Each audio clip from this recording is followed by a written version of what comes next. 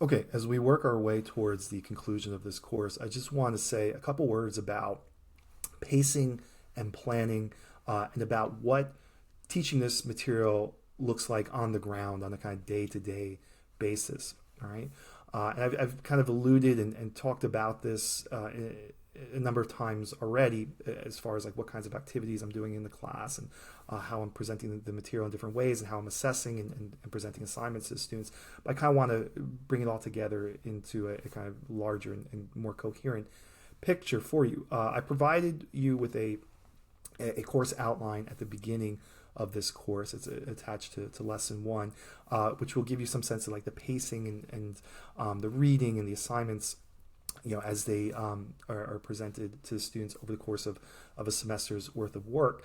But let me talk sort of about how that looks on the ground on a day-to-day basis over, let's say, a course of a week. I think to say that the overriding goal here in presenting the material is to give students a variety of ways of engaging with the material, to teach the material, to assess the material, and to give assignments based on the material in a variety of modalities that will allow the students to kind of approach the content from a number of different angles, in the hopes that one of these approaches is going to be the doorway into the material for them, or multiple doorways into the material for them, so that they can begin to reflect upon it, really absorb it, and make it part of the intellectual furniture that they take away from their education. Right? We want this stuff to stick, and we want it to not just be stuff that they remember, but material memories that are operative upon their character and their mental and moral formation. Right? We want them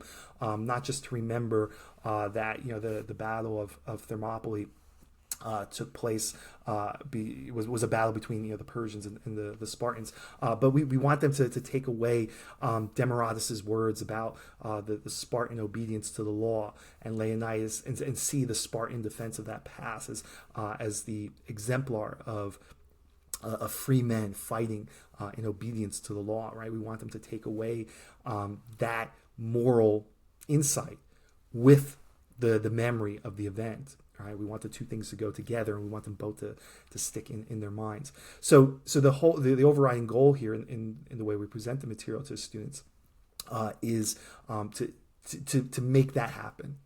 Right? So one of the things I've kind of talked about here and there, piece by piece, but which is kind of in the background to this coursework, is writing instruction. Right? I am, in the course of a humanities class, giving regular writing instruction to the students.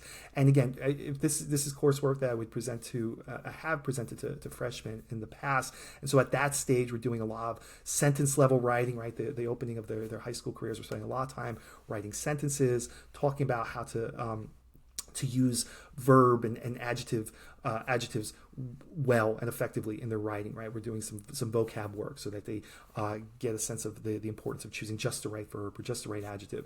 We're talking about how to vary the beginnings of sentences and use prepositional phrases or participle phrases at the beginning of sentences to introduce information into the sentence. And we're doing that kind of writing instruction, and then the students are incorporating that into some of the writing that they're doing in their coursework. And the goal with all writing assignments for my students is to kind of combine the elements from the writing instruction that they're receiving with the content of the coursework that they're studying, and in different ways I try to marry those two things together on their writing assignments. So I'm doing with students, and the approach to writing I take in humanities instruction. I encourage you to take a look at Say More, which is another course that's offered here at Parnassus Academy, which is a course on a classical approach to writing instruction.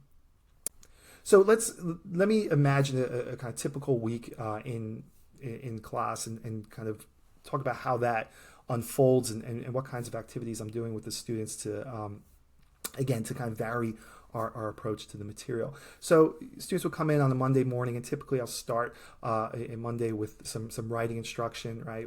I'll talk a little bit about some grammatical element and how it can be used in the course of their writing, or we'll do some exercises together where they are, given a base sentence and they have to modify it using, again, participle phrases or adverb clauses or whatever it is that we might be studying. We might be working on parallelism, and they are being asked to rewrite a sentence in parallel structure. I'll give a little instruction. The students will do a few exercises, some sample sentences at their desk. We'll share them. And that will take maybe, let's say, half an hour or so. All right. From that point, we'll move on into history. Right. Usually Mondays is a good day for history. And so I'll start off talking about, let's say, if we're doing the Persian War, I'll start off lecturing a little bit about some of the events that are going on. Again, drawing the bigger picture for the students, the larger overarching narrative being provided to them through lecture, and then we'll turn our attention to Herodotus, right? Or it might be we're doing Plutarch or Thucydides, right? Depending on what's part of the semester we're at, right? And we'll read that together, or maybe we'll break out into reading groups, and the students will read those passages in their reading groups, right? And then we'll come back to the table and discuss it, all right? And we'll break for a bit, doing into those groups, and then come back. So. And then we're going back and forth, and maybe I'm doing that a couple times, right? I'm breaking the material up into a couple blocks where I'm lecturing, let's say, for 15, 20 minutes. We read in Herodotus for another 15, 20 minutes. I lecture again, and so on, right? And so that will be, a Monday. And again, I'm working in periods of an hour and a half, so you can kind of modify this approach depending on the context that you're working in. But this would be the way I would approach this in an hour and a half course. Class time. So Tuesday will come around, right? And Tuesday we'll be doing some of the literature, right? And if they've had a reading assignment at home, if we're working on the Odyssey and I have them read a couple chapters at home, a couple books at home, first thing we'll have is a little reading check quiz, all right? And then we'll jump into the material and we'll do a kind of Socratic discussion on the reading. And depending on how the conversation is unfolding, we'll spend more or less time on that. All right, we may have a great discussion going, and we are really diving into a certain passage, and a lot of interesting insights are being shared back and forth, and so we have enough energy and enough vitality in the conversation to keep it going for the duration of the period, or for the majority of the period. Other days that vitality might not be there, so we're covering what we want to cover, and then we're moving on to the next thing that we want to cover. So let's say we're doing let's say we're working on some architecture at this point, right? And I've given the students their research assignments, and now they're ready to do their presentation. So we have time for one or two students to get up and give their presentation on the structure and the Acropolis that they have been assigned, right? So we're doing that in the latter portion of the period, time permitting, right? Or we're doing the pre-Socratics, and so one student or one pair of students is invited up to give their presentation on Thales, right? And then we're going to take a look at a couple excerpts from Thales and discuss them, right? Again, time permitting. So that'll be a Tuesday, all right? Wednesday we'll do some kind of writing, right? Wednesday's a great day for writing. So all writing assignments begin in class, right? Many of them, most of them, are completed in class as well. We are now at a stage, I think it's undeniable. I think teachers are starting to realize it with AI and all the other technological apparatus that's out there to allow students to get their written work done without writing it themselves.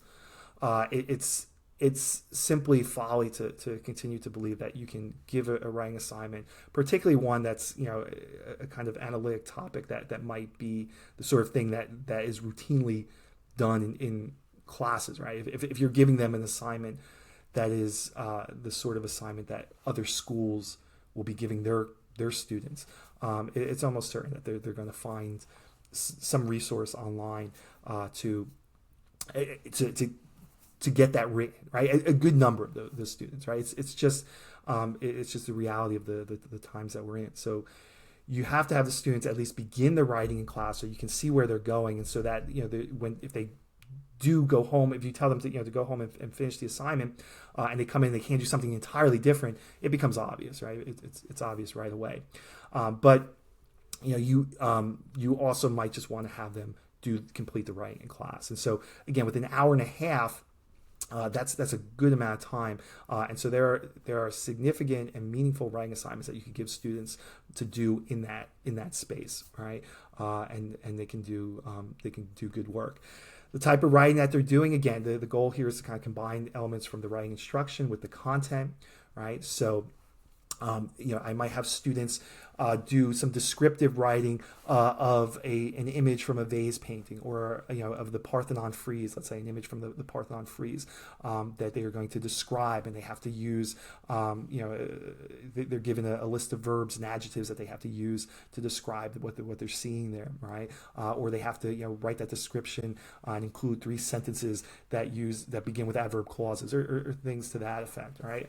Doing like a paraphrase assignment, right? This is a kind of a writing assignment that I think is very useful to students, and one that I recur to many times, right? So they're reading a passage, let's say from Thucydides. If you take a look at that debate at Sparta that occurs in Book 1, right, where the Spartans and their allies are debating whether or not to go to war with the Athenians. If you take the speeches there and ask the students to paraphrase those speeches, that's a great passage to get them to read closely and kind of follow the arguments that are going on there. The Mytilenean debate is another passage where you can do that. So paraphrase assignments are great. They get the students to read closely and then kind of absorb and digest and then articulate the content of the material that they're reading. So that can be an assignment. And again, you can ask them in the course of that paraphrase to use certain elements from the writing instruction that they're reading, that they're learning. Another kind of writing assignment that I mentioned already are personification type assignments, where you're asking them to write in the voice of a participant in certain events, right? And so rather than saying, describe, what happens at the Battle of Salamis, or describe, how the Athenians win the Battle of Salamis, right?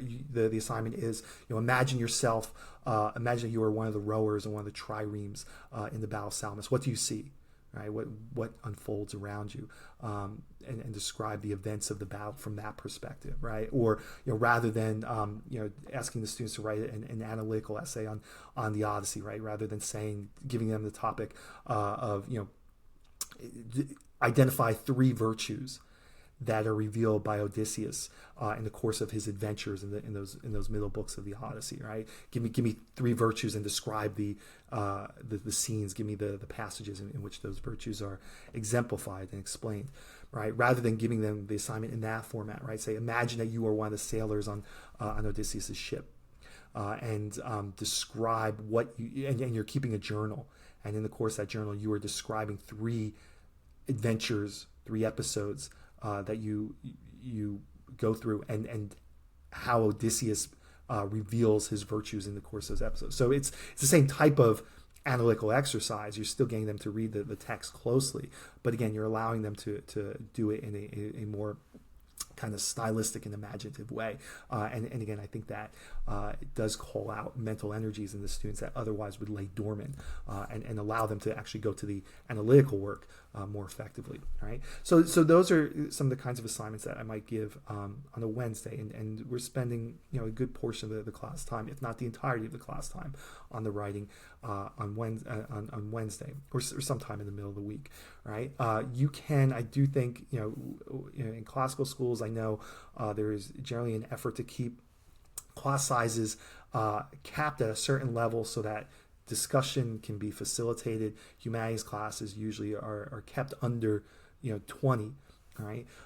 And I think with those numbers, it is manageable to give writing assignments on a weekly basis, and to read them and to grade them and get them back to students before their next one, the next assignment the following week. So I think that is one advantage of teaching in a classical setting, where there is a recognition that the numbers of the class size have to be controlled in order to facilitate discussion and writing instruction. And I think as teachers, we should take advantage of that. Thursday will come around, and Thursday, depending on where we're at, we're either going to do a little bit more history or more literature. Again, if we have some kind of research assignment that's going on, the students may be given time to do that, or they may have time to present. If they're working on a project, let's say, I mentioned when we study Athens and Sparta, the students are presenting skits depicting a day in the life of Athens or a day in the life of Sparta. This might be a day to give them some time to work on something like that after the first half of the class is devoted to reading a little bit of the Odyssey or acting through some of the passages in Antigone, or reading through Herodotus, and talking about some of the events involved there. So that would be Thursday. And then Friday is oftentimes an assessment day. Traditionally, tests and quizzes oftentimes wind up getting given on Fridays. It's going to vary. I've given some examples of the kinds of assessments I've used, and sometimes those assessments look a lot like assessments in a non-classical setting. Right? Show acquaintance with certain basic factual information, be able to name certain battles that occur in the course of a conflict, name some of the leading figures involved in those battles, and so on. Right.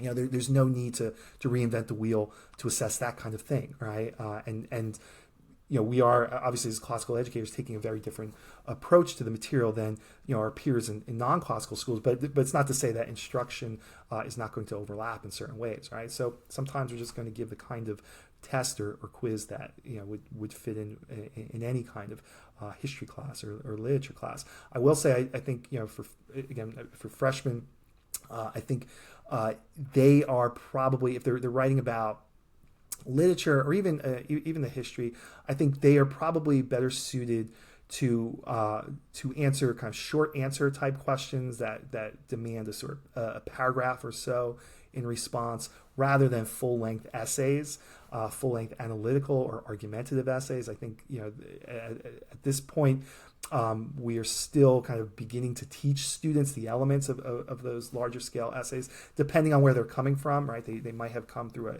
a strong middle school program, maybe even in your own school, where they have learned those elements already, but oftentimes they're coming from schools where they have not really been taught very well how to build a full-scale essay, and that's something that you're going to have to teach them over the course of their high school academics. So at this stage, I think they're probably better suited to answering short answer questions of the sort where you might ask the students, describe Alcibiades' character as it's revealed in the opening sections of Plutarch, right? Describe Telemachus's character in the opening of the Odyssey, and give me one example that illustrates that character. Right? These are questions that students can answer in a handful of sentences, and I think they're probably better suited to do that sort of thing at this stage. You can, I do always allow students to use their resources. Right? So if they're being assessed on the literature, they have their text in front of them. If they're being assessed on the history, they have whatever text we're working with, Herodotus or Thucydides, as well as their notes with them. All right, and this is where the students who have taken good notes on their reading, who've taken the good notes in class, get rewarded, right? Because they have a much better resource to work with for assessments, and it does encourage the students. The students do realize that over time, that the better notes they take, the better prepared they'll be for their assessments, and it's also it encourages good note-taking in class, but it gives the students one more opportunity to engage with the material, or to interact with the material. I do believe, and I know this is something that's been articulated by other classical educators, and I concur that assessments are opportunities for learning as well, right? They're not just ways of showing what students have learned, but they're also an opportunity to learn. And so having the notes in front of the students and allowing them to kind of go back to them, as they're answering different questions, I think allows them one more time to go back, absorb the material, and make it stick. And I think we should take advantage of that opportunity. The other thing to say then about assessing is that again, tests and quizzes oftentimes will, whether you're giving them on a Friday or you're giving them at other times during the week, they are part of the assessment, right? But they're not the entirety of it, right? the other side of assessment, and perhaps the more important side, involves class participation.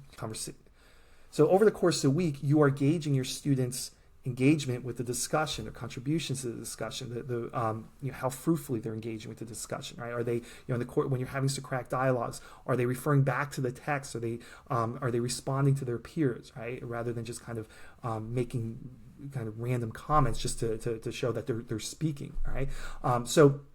So what I do is, throughout the course of the week, I'll keep a kind of a set of notes on class discussion, class participation. And at the end of each week, I'll assign a grade. So students will get a weekly participation grade. And there's different ways of doing that. It doesn't have to be weekly. It can be, you can give it at other intervals. You can give one kind of class participation grade for the whole quarter if you are...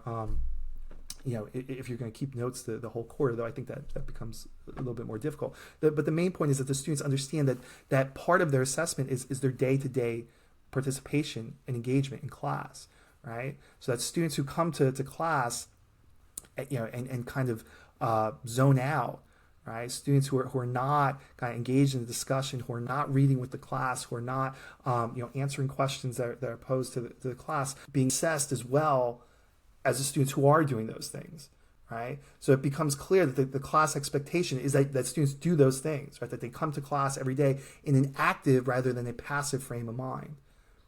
And that's very important to emphasize to students. And there's a kind of class culture, I think, that needs to be built up where students come with the expectation that they are actively engaged in learning, right, rather than kind of passively sitting back and receiving. So in some way, I think that the grading and assessing should reflect that as well.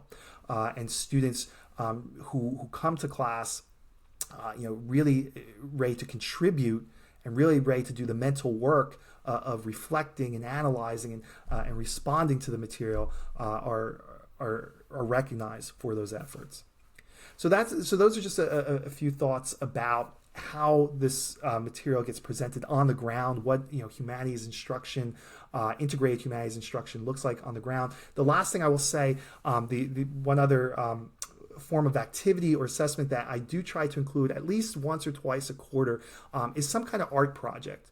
Right, and if you have a talented art teacher in your building that you can coordinate with, it's all to the better, and this will enhance this element even more. But there are other kinds of projects that you can do with students even without that assistance. I had students do while we were reading through the Odyssey and learning about vase painting simultaneously, about Greek pottery, was they created out of this kind of moldable clay, they created their own vases, and then they had to paint on those vases a scene from the Odyssey. They had to select one of the adventures of Odysseus and depict it on the vase. Some of these came out very nicely, and the students really took time with them and care. And again, it was a way of the students engaging with the material, of them kind of looking at the vases, seeing how they were depicted, seeing how images on there were depicted, and trying to kind of imitate that in their own depiction, while also trying to depict one of the scenes from the Odyssey. So going back to the text and making sure they got all the details right.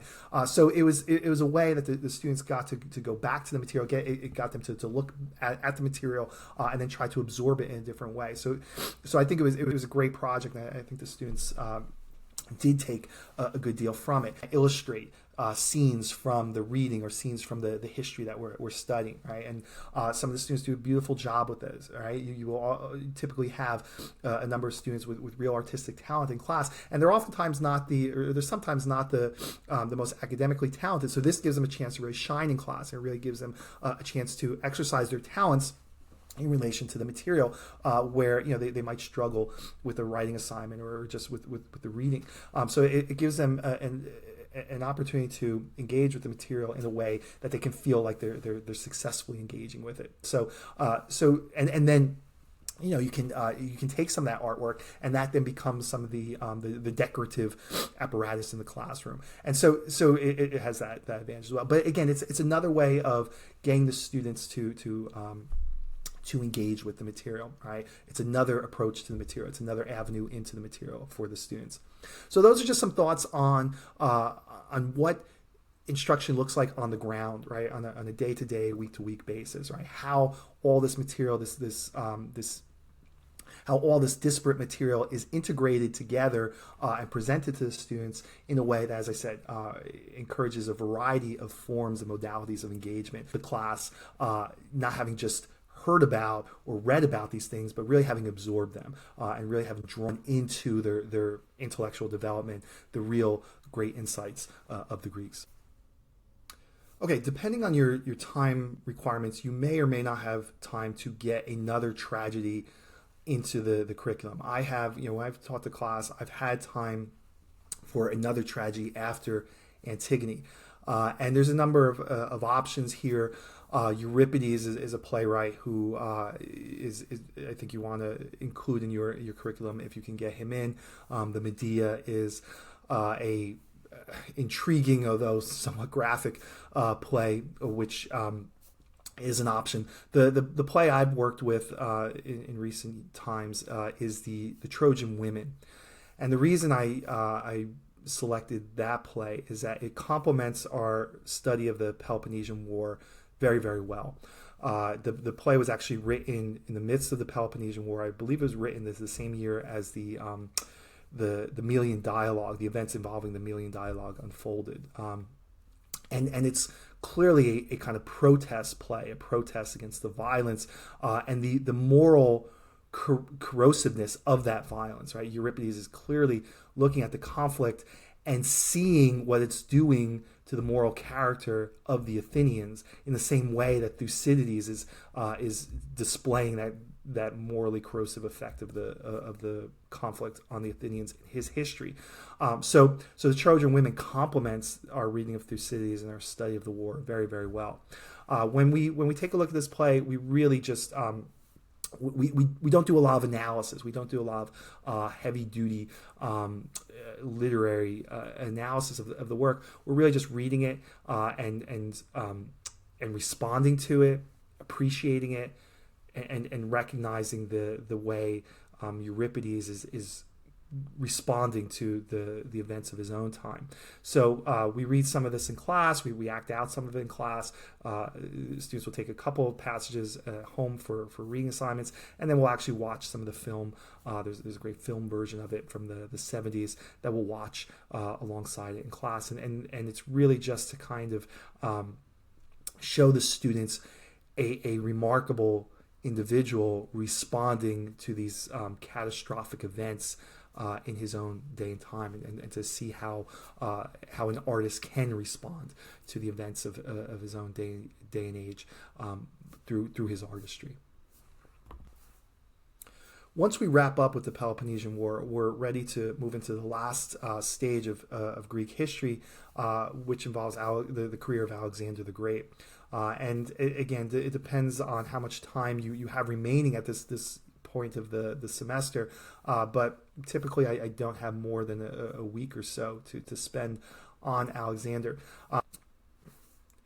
There are three kind of main things I think to say to the students about Alexander the Great, three things for them to know about him, which I like to tell them at the beginning so they can kind of make sense of what's coming next. So the first thing, Alexander is kind of the preeminent military genius, right? Or one of them, right? He's one of the greatest generals of all time, and his prowess as a military leader, as a battlefield tactician, are remarkable. And I think, as you go through his career and you talk about some of the battles that he's involved in, that's one thing to stress to them, and that's one thing you want them to know about him, right? One of the basic things to say about this man is that he led armies better than just about any other man in history. Another thing to say about Alexander the Great is his character, right? That there was something unique and uniquely admirable about his character, right? There was a sense of chivalry about the man, which predated the actual advent of the notion of chivalry, right? But there was a kind of magnanimity. There's a point in his invasion of Persia, where the Persian queen falls into his custody, and he treats her with great respect. And it's a kind of remarkable display of magnanimity towards an enemy that his contemporaries noted. There was an obvious charisma to the man. He was a great leader. He managed to inspire these men, his men, to march from Macedonia to the Indus River, right, across most of the known world at that time, and to fight battle after battle after battle for him, right? So clearly there was a kind of leadership quality about this man, which was remarkable, right? He could inspire the men who followed him to follow him anywhere, right? And that's something to know about him. And then what I think is maybe the most important thing to emphasize to students is the significance of his role in history, right? Because it's under Alexander that Hellenic culture spreads throughout the regions that he conquers, right? And spreads throughout the Mediterranean basin and becomes a kind of heritage to the Western world, right? It's at this point that Greek culture goes from being the provenance of a certain set of people in a certain place to the heritage, the foundational heritage of the human race, right? Insofar as they at least exist in the Mediterranean world. So his role in spreading Greek culture and in that sense laying the foundations of Western culture, I think can't be overstated. Proper. You're going to want to say a word about what follows after the Peloponnesian War and sort of the intervening events between that event and the rise of Alexander. So the basic thing to say is that the Peloponnesian War leaves the Greek city-states fragmented, exhausted, and ripe for the picking by an outside power. Right? The days of the Greek city-states allying together effectively to ward off an outside power like the Persians are past, and now they are weakened. Their fractures are only deeper, and it's only a matter of time before a greater power from the outside is going to realize this and conquer them at once. The following years then see a constant infighting among city-states. Sparta and Athens continue to fight in different ways. Thebes rises for a time to be kind of the most the military power in Greece, though they decline as well. So there's this constant infighting, and eventually an outside power does arise, which is going to take advantage of this weakened and fragmented condition of Greece, and that's Macedonia. You can see Macedonia there on the map. They're kind of on the outskirts of the Greek world, kind of with one foot in the world of Greece, one foot in their own native culture. They are seen by most of the Greeks as kind of outsiders, barbarians, though the Macedonians, particularly under Philip and his son Alexander, make real efforts to adopt Greek culture and to identify themselves and their kingdom with Greek culture.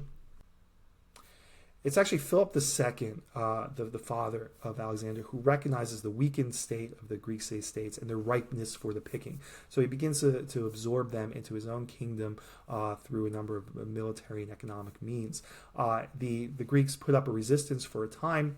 The orator Demosthenes, not to be confused with the general and admiral of the Peloponnesian War, but a different figure, is famous for delivering a number of so-called philippics, which were speeches directed against Philip and his growing hegemony over the Greek world.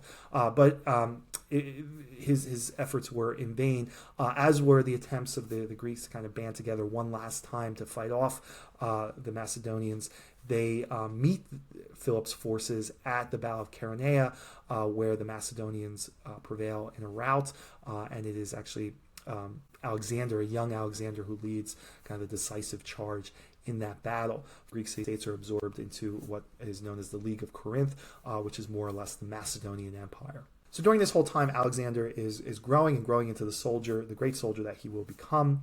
The source that you want to be referring to at this point, again, time permitting, is Plutarch's Life of Alexander. And of all the lives of Plutarch, incidentally, this is the one that was most commonly read in schools in past centuries. It was the most well known of the lives of Plutarch, and the most frequently taught. So if you have the time, I think you want to spend some time reading through it. Again, like with all Plutarch, you want to kind of skip around a little bit, find the right passages to read with the students in class. But there's some really memorable scenes there, and some passages that really bring Alexander's personality alive.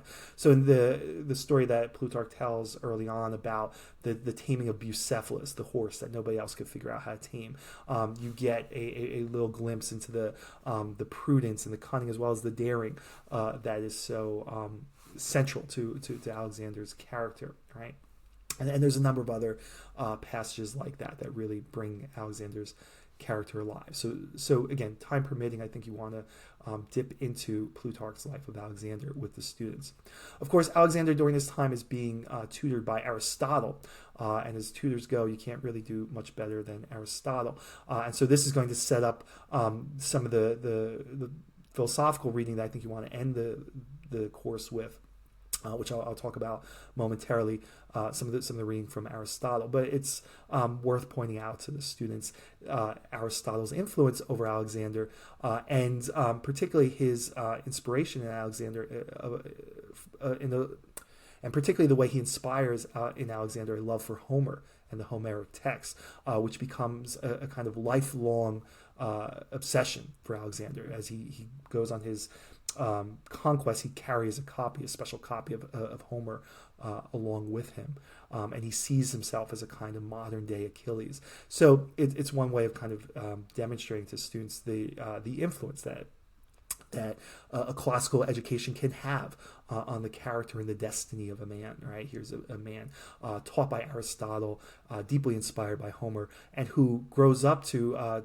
put into effect much of what he learns from those sources. Philip is assassinated in 336. There's some mystery around that assassination. There are rumors then and to this day that Alexander was involved in that. I don't think that's ever been proved conclusively, but there are at least suspicions of that. So at this point now, Alexander comes to the throne of Macedonia. The one thing that he has to his advantage now is he has the military apparatus that his father built up for him at his disposal. Right? So Alexander, for all his military brilliance, is not the one who builds up the Macedonian army into the fighting force that it becomes. It's actually his father who does that, and then kind of leaves that military force to Alexander as his inheritance. So that's one thing I think worth noting for the students.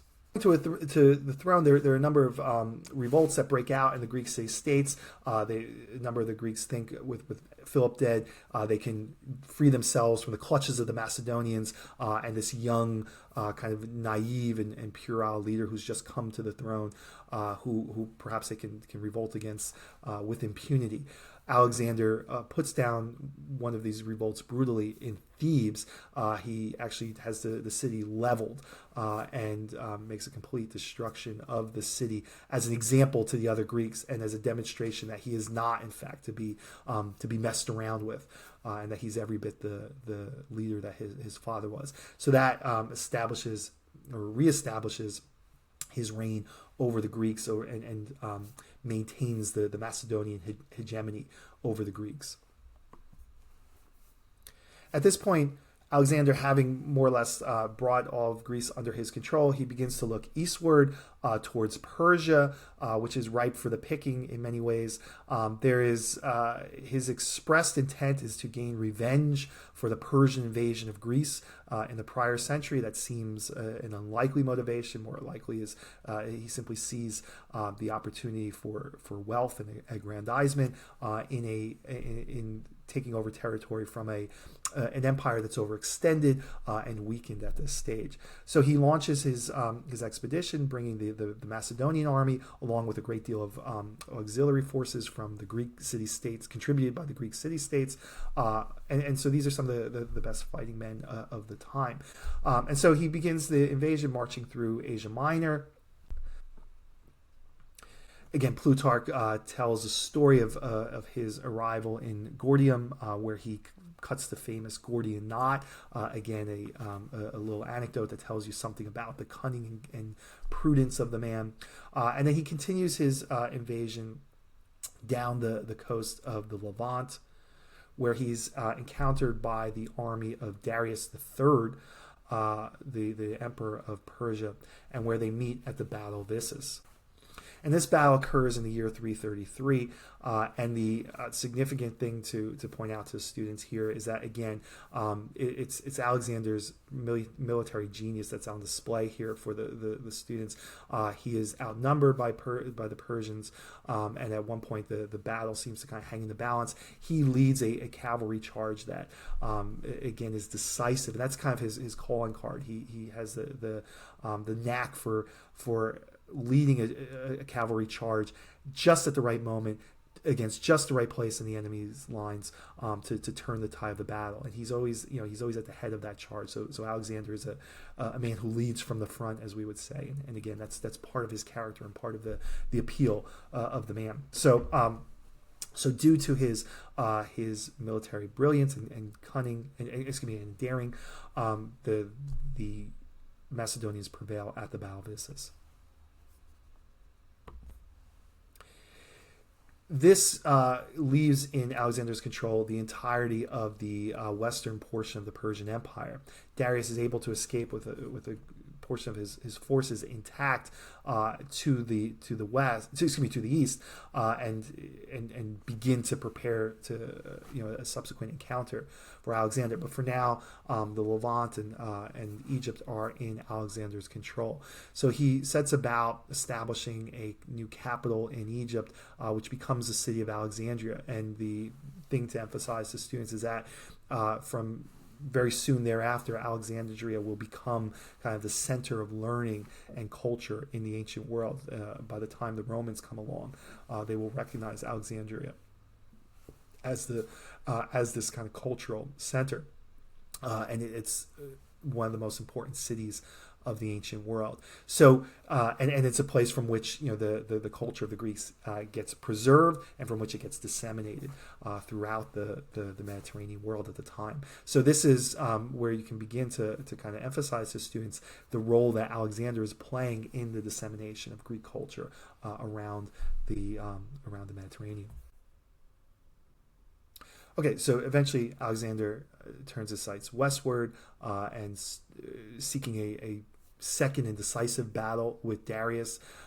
He invades the territories of modern-day Iraq, Iran, and meets Darius once more at the Battle of Gaugamela, where once more his military brilliance is on display. Again, you can show students like animations of the battles and how they go, so they can see what Alexander's doing on the battlefield strategically. Another victory for the Macedonians. This one's even more decisive. It effectively ends Darius's reign. He is forced to flee from the battle, captured and killed by some of the other Persians. And Alexander now inherits basically the entirety of the Persian kingdom. He establishes his capital at Babylon, and carries out the destruction of the ancient Persian ceremonial capital at Persepolis, again in declared vengeance for the invasion of Greece. Again, you can take a look at that passage in Plutarch, and he brings some of these events alive. So eventually, Alexander absorbs the Persian Empire and spreads the extent of its domains even further, and creating what is at that time the largest empire ever seen, and one of the largest empires to this day in history. He pushes his conquest all the way to the edge of the subcontinent of India, crosses the Indus River, and there his men kind of say enough. And there's a great passage there. Again, it's in Plutarch, where Alexander is so infuriated with his men for not carrying on, going to the end of the earth, and refusing to go any further, that he retreats into his tent for like a week and pouts there, and finally kind of comes out and relents and says, okay, we're going home. So it's a sign of the ambition of the man, and his desire to conquer all the known world. What also happens though during this period is, Alexander begins to adopt some of the customs of the Persians. He begins to rule more like a Persian emperor than a Macedonian king, and he begins dressing like a Persian. He begins using many of the Persian members of the court as members of his own court, as opposed to the native Macedonians who have marched with him. And you can see a kind of corrupting influence of Persian culture upon Alexander as he becomes kind of more autocratic, more dictatorial, more obsessed with the finery and luxury of the Orient than the simplicity of Macedonian life. And Plutarch makes it very clear that this is kind of there's a kind of moral lesson to be drawn here, right? As Alexander is absorbed more and more into Persian culture, he loses more and more of the Greek virtues, right? The virtues of the free man of the Greek. So that's something worth pointing out to them. Eventually, the Macedonian army is forced to retreat back to Babylon. It's a kind of disastrous retreat. They go through the desert. They run out of supplies, and a number of the men perish from famine and exposure. So at this point, Alexander retreats back to Babylon and kind of licks his wounds for a bit. And then shortly thereafter, he dies, aged only 32 years old. So worth pointing out to students that he accomplishes all of this, right? He establishes this massive empire before hitting the age of 40, right? So it's a young man who's accomplished all of this. Following his death, Alexander's empire gets split into a number of separate and distinct empires as his leading generals establish themselves as kings over certain portions of the territory. I always emphasize to students that it's important to know about some of these empires, because when they move on to the Romans, right, which generally comes next in any ancient world humanities class, the Romans are going to encounter these empires and often be in conflict with these empires, right? So it's an important facet of Roman history for them to know about, say, the Seleucid Empire, for instance, right? That the Romans are going to be fighting with, and it's going to kind of establish the frontier of the Roman Empire. It's going to kind of go back and forth depending on how much success they're having against the Seleucids at any particular time. The Ptolemaic Empire and how that gets absorbed into the Roman Empire and becomes one of the most important economically to the Roman Empire, right? So important for them to understand this world that emerges in the wake of Alexander's death, because it's going to be the world that the Romans confront. More important, as I said, is for the students to appreciate the way that Alexander facilitates the spread of Greek culture throughout the regions that he conquers, right? And so you can find examples of Greek influence on art and architecture, even in modern day Iran and Afghanistan, right? So you can see some of the images here are from that portion of the world. You can see, for instance, on the right, that's a statue of the Buddha, which is created stylistically in a way that imitates Greek sculpture, right? So you can see how the Greek stylistic influence spread and merged with cultures throughout the regions that Alexander influenced. So it's important for them to understand and appreciate that, right?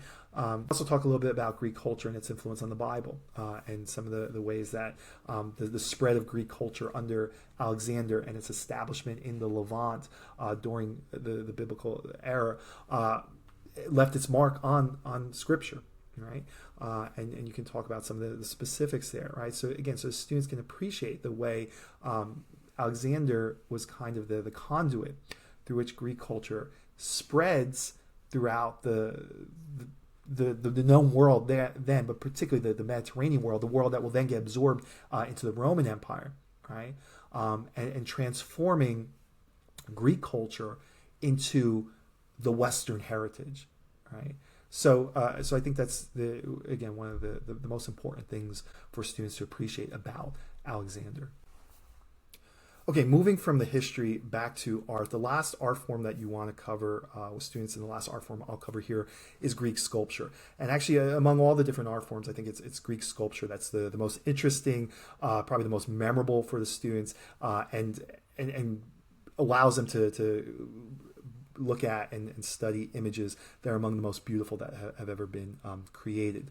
The tradition of Greek sculpture is one of the great artistic traditions in the entirety of the Western tradition, and I think you want to spend the time to allow the students to see and study and appreciate some of these works, which are among the most iconic images that come down to us from our tradition.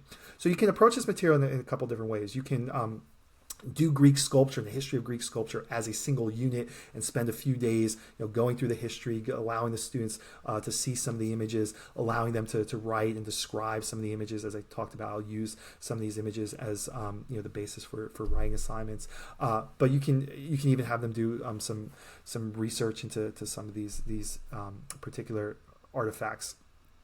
If you like and you have the time for it.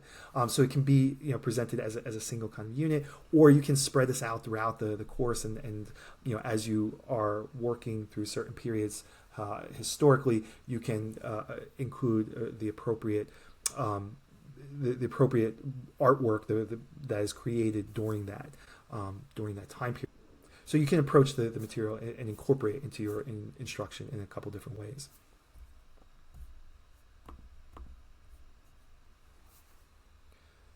Okay, so Greek sculpture breaks down to three main periods, and each of those periods actually breaks down to subsequent periods, but you don't have to get to that level. I think just breaking it down to three periods is effective for the students and for yourself as you think about how to organize the material. So the earliest Greek sculpture belongs to what's known as the Archaic period, and you see a lot of statues that look a lot like this. These are known as the Koros statues, and they are clearly influenced by Egyptian sculpture at the time. In fact, you can find Egyptian koroi and display them next to the Greek examples, and the influence will be very clear, right? So you can it's a way of showing the students the influence that the Egyptians have on the development of Greek culture. These statues date to roughly 600 BC, so about a century before the classical era, before the century that we really focus on in this class. So it's the beginnings and the inception of the Greek tradition, and it's valuable for the students to see the influence that the Egyptians have at that stage of Greek culture. These statues are clearly formalistic. The posture, the pose, the facial expressions are mannerist, are depicted in a kind of mannerist style. There's a stiffness, a rigidity, a formality, and a kind of ceremonial quality to the works, which will be very different from what comes later on, right? And it's worth pointing out to students that particular feature of these sculptures, so that they can see the difference later on. Nonetheless, there is considerable naturalism in the depiction of the musculature. You can look at the knee joints, for instance, and see the detail that's involved in their depiction there, and recognize that there is a accuracy to life that's being captured even at this stage, right? That the technique of the sculptures is adequate to capture the human form with some degree of accuracy, even at this very early stage. Eventually, you have the advent of what comes to be known as the classical era, right? And that refers to work that is created primarily through the 5th century BC. One of the best examples of classical era sculpture is the Parthenon frieze, what's come to be known as the Elgin marbles, which is this frieze work which once ran along the top of the Parthenon. So this can be something you take a look at with the students when you're studying the Parthenon, if you're incorporating this material throughout the semester, or it can be something that you take a look at later on as part of a single unit on Greek sculpture. So you can show them some of the images from the Parthenon frieze, right? And again, you notice the accuracy in the depiction of the human form, but now you can see that the human form is being depicted in a variety of active postures. Right? What's being depicted here are people, or in this case, a centaur, right, acting in certain ways, right, engaged in certain forms of activity. So they're no longer ceremonial figures, right? They're no longer figures which are kind of divested of all real world concerns, right? These are bodies engaged in real world activities. And so the human form is being depicted in the course of undergoing those activities, and the expressions, the facial expressions, reflect the minds of people engaged in those activities. And so the obvious thing to say then, there's a kind of increased naturalism here, right? The what's being depicted, what's being represented in the stonework are human actions and the minds involved in those actions. You can show them some of the other works from the classical era, some of the more famous works. Leda and the Swan is a well-known work. There's the what's often referred to as the Dying Soldier. All right, and again, what's worth emphasizing here is the naturalism, right, which is a result of a very close study of the human form, right? Similar to what we saw in Greek pottery, right? There's a great deal of attention being directed at the human form, and that attention is a reflection of the sense that the human form merits that kind of attention, right? But there's also a kind of attempt to idealize the human form while depicting it accurately, right?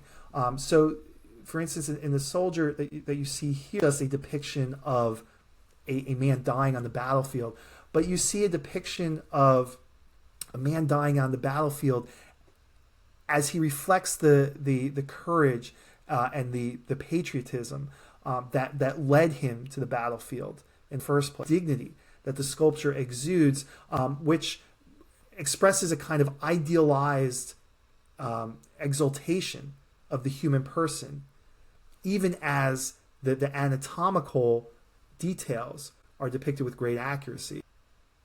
So this is kind of the unique quality of Greek sculpture at its best.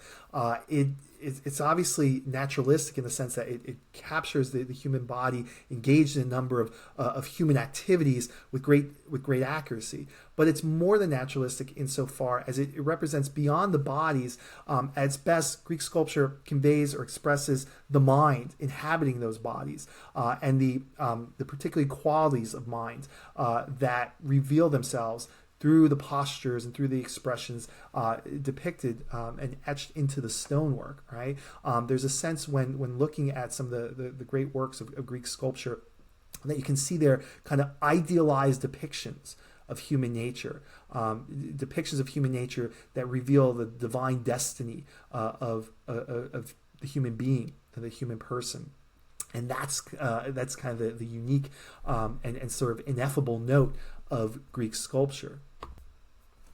And you see that very well when you look at a work like the Apollo Belvedere, right, which is a later work kind of on the edge of the classical period, and which is obviously a depiction of the Greek god Apollo, but in human form, right, adopting a human body, and clearly in looking at this depiction of the human body, right, there's a sense that we're looking at kind of idealized depiction of human nature, right, exuding the dignity, the high calling, right, the divine nature inhering in the human person, right.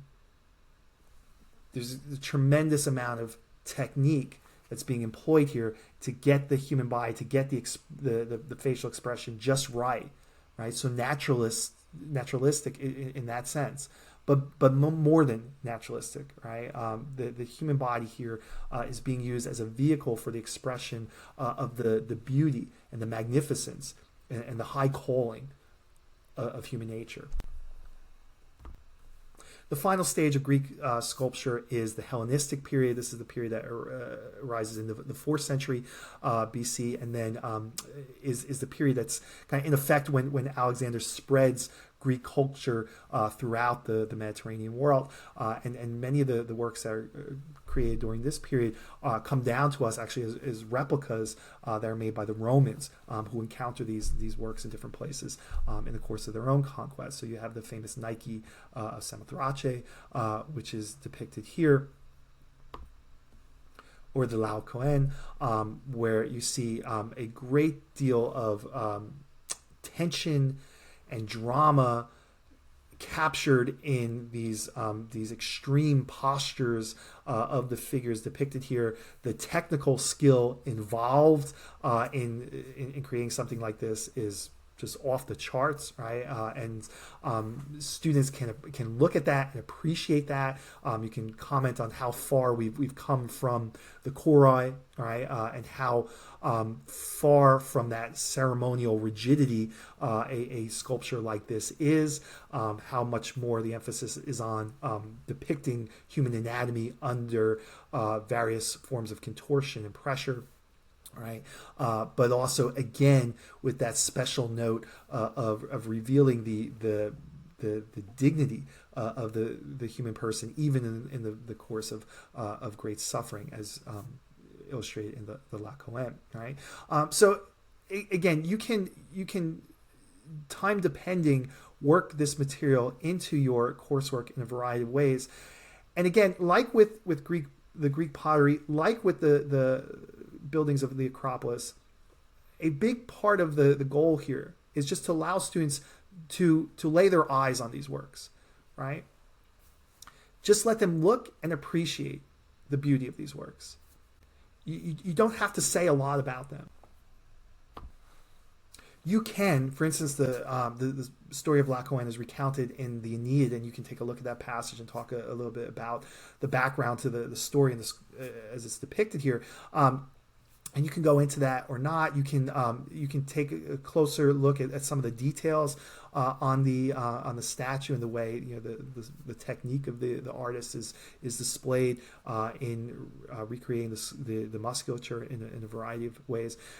You can do all that, or you can simply just place the image up on the screen and allow students to look at it. Have students write about what they're seeing, right? Describe it, right? Or you can just put it up there and allow them to look at it and appreciate it and see the beauty, right? And refer to the beauty, right, of it, right? So look at this, right? Look at how magnificently these extreme contortions are captured so accurately by the artist, but in a way that allows us to sympathize with this figure and to see his beauty even in the midst of great suffering, right? So just allow them to appreciate the beauty of these images that you're sharing with them, and that's a good portion of what we want them to take away from their studies here.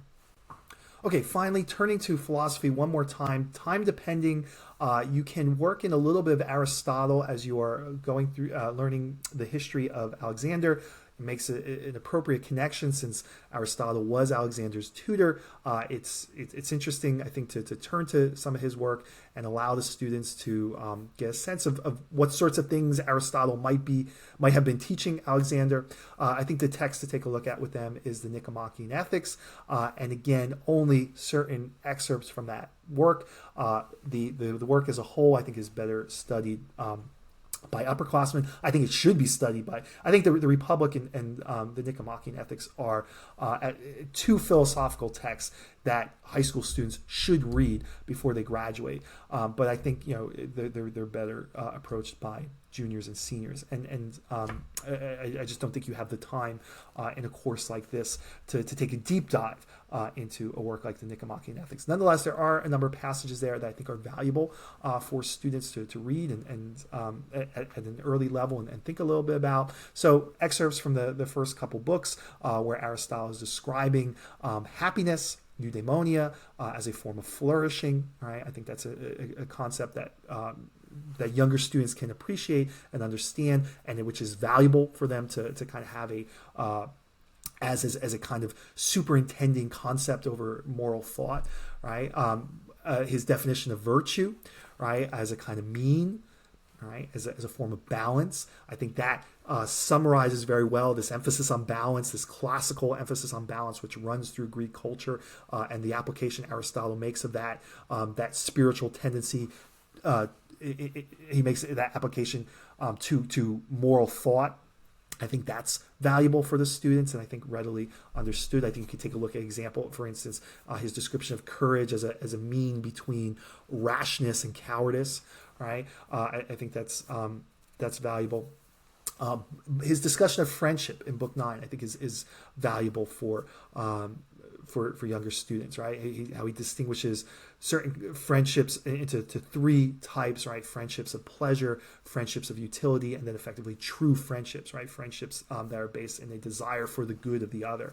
And I think that's a valuable thing for students at this stage, right? When friendships occupy such an important part of their mental universe, right? They're thinking a lot about friends and knowing who's a true friend and being able to distinguish a true friend from mere friends of pleasure. I think is an important thing for students to know at this point, right? So that's a passage to take a look at. And then one other passage, which is the passage that I have up here, which is fun to take a look at, is his description of the magnanimous man, the megalosukos, right, in Book 4, and it's Aristotle's description of kind of the full embodiment of virtue as he understands it. In some ways, it's a kind of idealized portrait of a man by Aristotle, and it's interesting to read because it's interesting to see how far Aristotle's conception of an ideal person is from what most of ours would be, right? For Aristotle, the great-souled man is a rather haughty figure, right? A rather arrogant figure, a figure who in many ways regards himself as above his peers, as Aristotle wants us to understand he is above his peers. So he is above his peers, and he knows it, right? He's superior to his fellow man in virtue, and he knows it. And he acts accordingly. So it's a fun passage to read because his moral ideal is quite far afield from, I think, most people's ideals these days. And you can read it and have students think about it and talk about it. And one assignment I've had students in the past do is kind of write a story in which they depict a figure who is a great-souled man, as Aristotle describes him, right? The main character of the story has to answer to Aristotle's description here. And so they have to look at the passage, kind of pull out some of the characteristics that Aristotle points to, and then incorporate them into a narrative of their own. And that's a fun but effective way of getting them to engage with the text, right? They have to look back at some of the details in the text. So this is another passage that you can take a look at. And I think it's by taking a look at some of these excerpts from the Nicomachean Ethics, I think it's a great way to pull together some of the themes that you've been discussing throughout the quarter, the themes of virtue and its relationship to happiness, the themes of the theme of balance and its the theme of balance and its application to the moral life. Aristotle is a great ending point here for the students' study of not only Greek philosophy but the ancient Greek world.